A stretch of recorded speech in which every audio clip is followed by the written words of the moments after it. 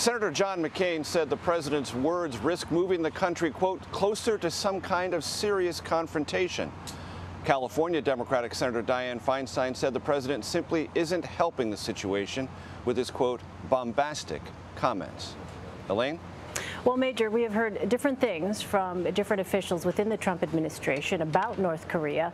Do we have a sense who are the most influential voices for President Trump right now on North Korea?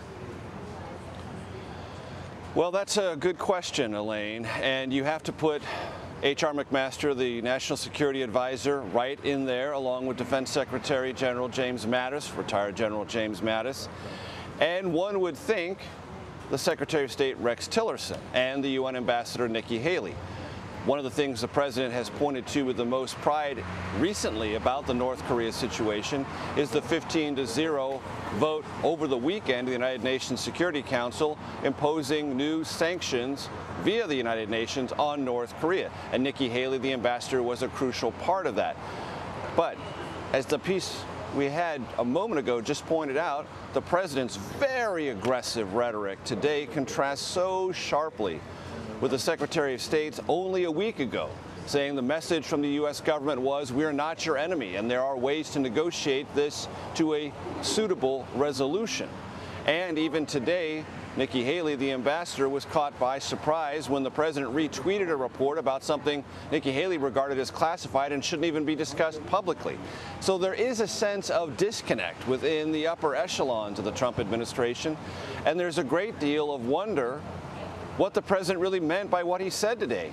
Was he just sort of matching bluster for bluster with the North Korean dictator Kim Jong-un, basically assuming that all sorts of nice diplomatic language for the past 3 administrations never got anywhere, so why not maybe match bluster for bluster? One can't be certain. But the potential for escalation and misunderstanding certainly exists, and those who are very experienced in the North Korean issue worry about just that kind of escalation and misread or misinterpreted words from a U.S. president by the North Korean leadership. And Major, do we have a sense at all whether or not the statement that the president made on North Korea was made in consultation with any of his top advisors? Well, certainly one would assume that.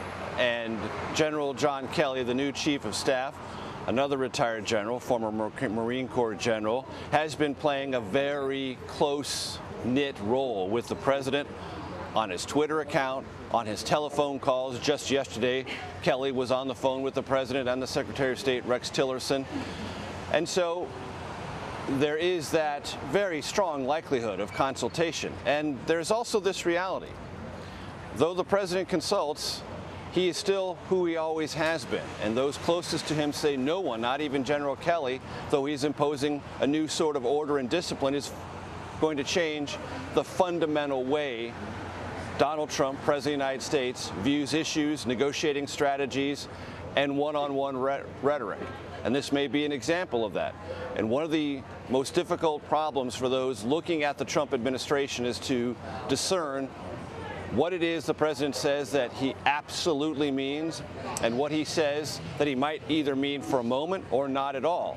And let's just do a couple of quick trips down memory lane. All of that harsh rhetoric about the Attorney General has more or less dissipated, and every indication is, publicly and privately, Attorney General Jeff Sessions is safe. Lots of tweets and comments earlier in this administration not stood the test of time. Maybe for a moment, maybe not even at all. So one of the more difficult aspects of this confrontation, which feels very real and very threatening and creates its own sort of atmosphere of anxiety, is how serious is the president when he uses words like fire and fury. And intentionally or not, sounds very much like the only American president to inform the world that an atomic bomb has been dropped on an enemy. So, Major, the president's remarks on North Korea came at an event where the president was appearing before cameras and reporters to discuss the opioid crisis on Tuesday, something that he's talked about frequently.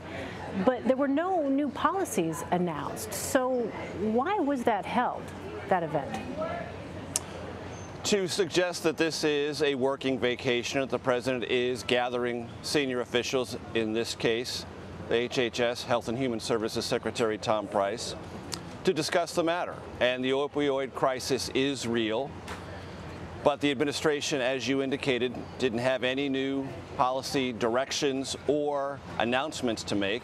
And it is scrambling right now because one of the means by which to address the crisis was efforts on Capitol Hill to repeal and replace the Affordable Care Act. And one of the things the administration got behind as the Senate Republicans were deliberating that was $45 billion in new money for the opioid crisis. Well, the momentary or perhaps permanent death of that legislation means that money goes away, and it's got to be found some other means and put in some other piece of legislation that has a better prospect of passing and actually reaching the president's desk. And the president's own commission on this urged him to declare this a national emergency, which in bureaucratic terms would free up some resources and knock down some bureaucratic barriers to swifter action. The administration is not prepared to do that. And so there's attention, there's some focus, there's some rhetoric, and certainly the words of the president indicate he takes this issue very seriously. But in terms of putting new policy and new remedies in the hands of states or hospitals or insurance companies, or new threats to manufacturers of the very underlying legal drugs that have contributed to the opioid crisis, nothing new from this administration, at least not here and not today. Major Garrett, Major, thanks so much.